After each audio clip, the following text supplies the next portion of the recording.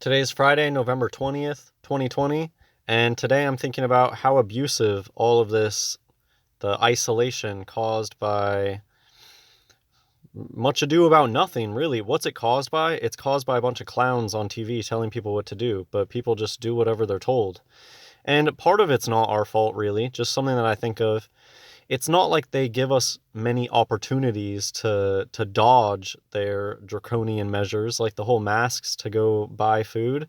If you live in a super liberal area, if you live just, I mean, it's going to depend where you live. They're going to straight up refuse to let you purchase things if you're not going along with the rules. And to me, that just points at the fact that there is no opposition out there, really. There is no mainstream opposition. There's not a single chain of supermarkets out there that say, nah, this is a bunch of BS, draconian measures by talking heads on TV. I'm not going to let them tell me what to do with my business.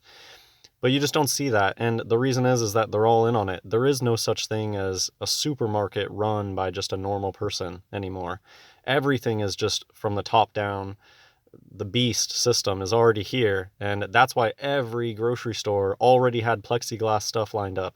That's why every grocery store already had little decals to put on the floor telling people what to do. Anyways, here's a quote by one of the founding fathers. We need a new, better name for that. You're not supposed to call anybody on this earth a father, and that's why they come up with terms like this, founding father, or that's why Catholics do what they do. Anyways, they're called founding because they found a lot of these places. The Americas had buildings all over them when they came, big Masonic buildings, free masonry. And the founding FTM, maybe I'll just call them that, the founding FTM, they found them, finders keepers. They just dug them out and refurbished them. And then they claimed that they built it. Here's a quote, anyways, by this fat FTM. Any society that will give up a little liberty to gain a little security will deserve neither and lose both. And it's security theater. It's not even real security. Corona is the common cold, which, without getting into it, it's just a natural process that the body goes through. There is no cure for the common cold, and yet they're going to try to tell people that they found a virus or found a vaccine that works for this thing. It's the common cold. They can't even make it work for the flu. I don't know. I think that the flu could even just be a version of the process that the body goes through when it's doing the common cold, the yearly thing. Anyways, I don't want to get into the virology of it, but it is dubious.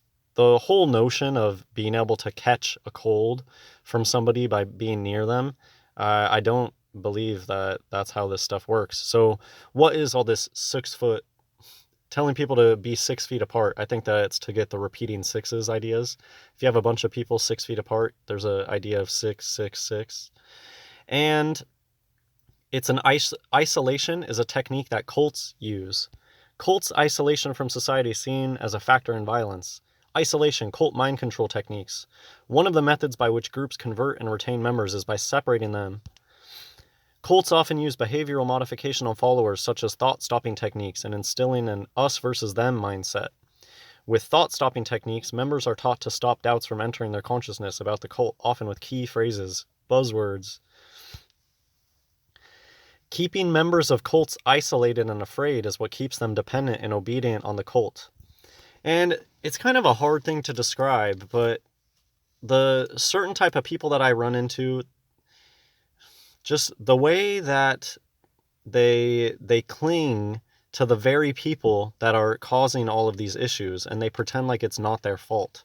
It just reminds me of Stockholm Syndrome, and there's many, many people in my life that you can tell that they hate this stuff. They hate the isolation. They hate all the stupid rules.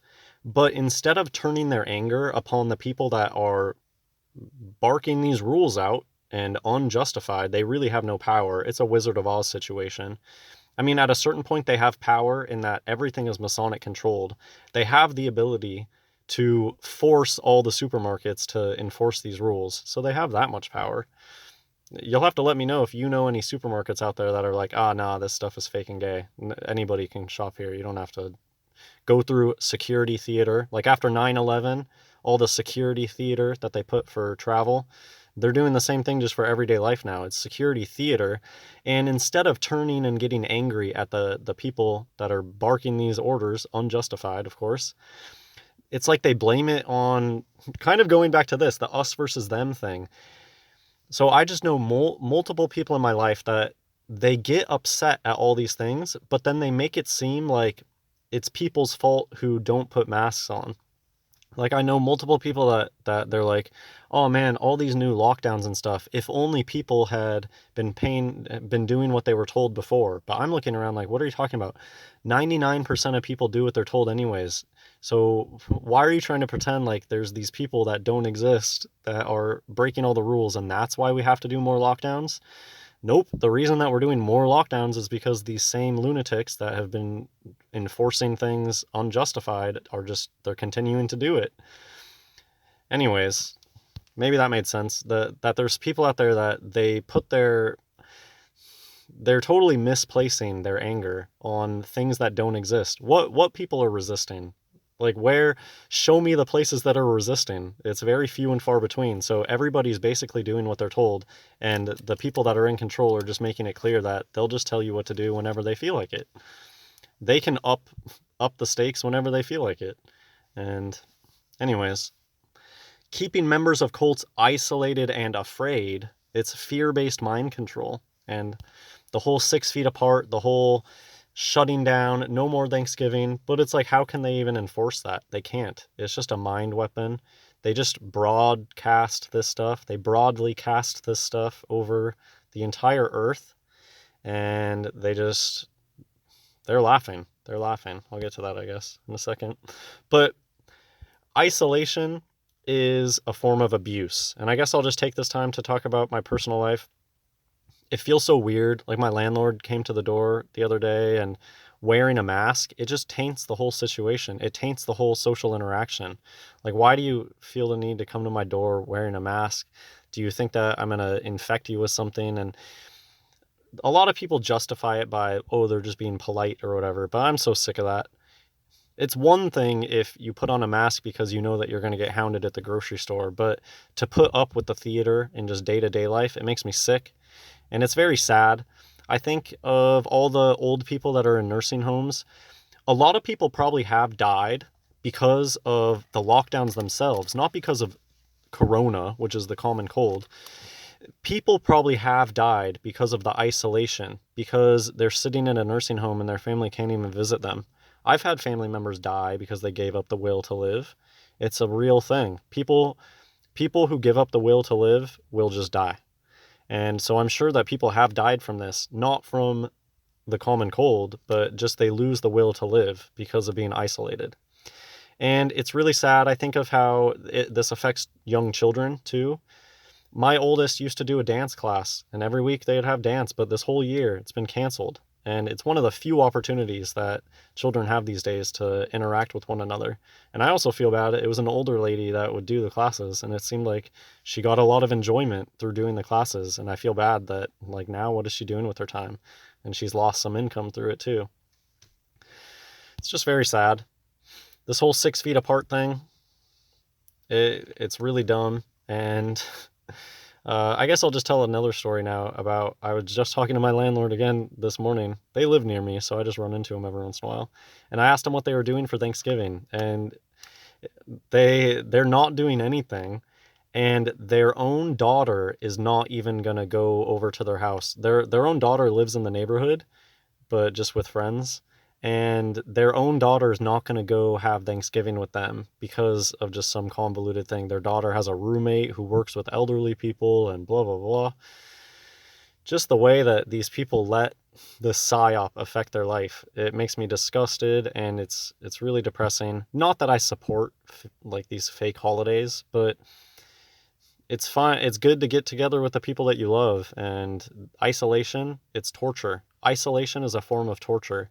And you can just tell that people are losing their minds this year. And it's a big struggle because of a big one is this isolation.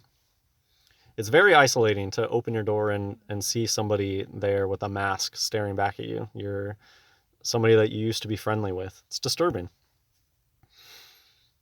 They're taking the piss with this stuff.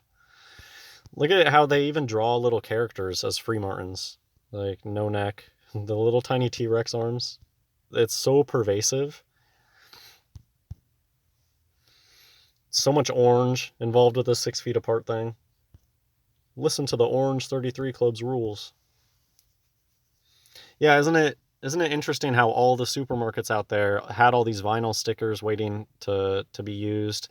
Isn't it amazing how the plexiglass companies weren't like, oh dang, we're not able to meet the demand for plexiglass. They just had all that plexiglass lying around for everybody to use. It's like they knew about this ahead of time. So this stuff is very abusive. Just the level of propaganda has gotten out of control. But it's always been like that. But I don't think it's ever been this extreme. Somebody's asked me in the past about the whole, because they've done this before with the masks, with the Spanish flu. I doubt that their lockdowns lasted as long as this whole thing has been. It's been really crazy. And again, I think this entire year has been a planned psyop. And 2020, it's not giving us a glimpse into the past. I think that they're giving us a glimpse into the future. And they love talking about new normal, new normal. This is going to be the dystopian future that people who take the mark of the beast have to look forward to. I think I've mostly said what I want to say. The people at the top are just cracking up about this stuff. It's interesting how evil people are known in the media. Evil people are always scheming and laughing maniacally about their plans coming to fruition. Sort of duping delight. This is why movie villains have an evil laugh.